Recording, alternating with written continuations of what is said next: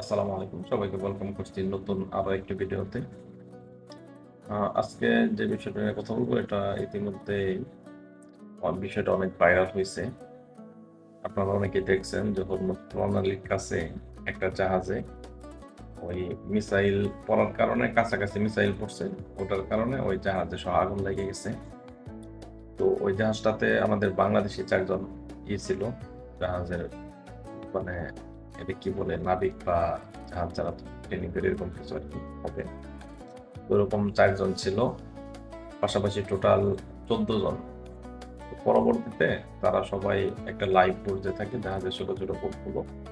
তো ওইগুলোতে তারা সইরে গেছে। সইরে যাওয়ার পরে পাকিস্তানি যে ছিল নৌবাহিনী তারা তাদেরকে উদ্ধার করছে। উদ্ধার করে পাকিস্তানে করাচিতে যেকোনো একটা হোটেলে তাদেরকে রাখা হইছে।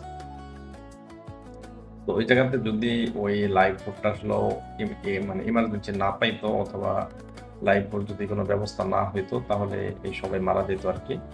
তাদের মধ্যে আমাদের বাংলাদেশী ১৪ জন আছে, মানে ৪ জন আছে। আর অন্যান্য দেশে মিলে ১৪ জন আরকি। আর এখন বর্তমানে মনে হয় ওই যতটুক নিউজটাতে দেখলাম, তো ওই জাহাজের আগুনটাও এখন নিভাইছে। তো নিভানোর পরে অন্যান্য নাবিক মানে ৪-৫ জন নাবিক ওই জাহাজে আছে। তার মধ্যে বাংলাদেশী একজন ক্যাপ্টেন মনে হয় আছে।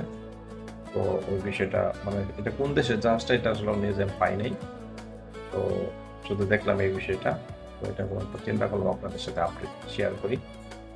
কারণ দেখা যাক জাহাজের কি অবস্থা, কি পরিস্থিতি, কি দাঁড়ায়। আল্লাহ তাআলা এদেরকে হেফাজত করুক। তো ভালো থাকবেন। আসসালামু আলাইকুম।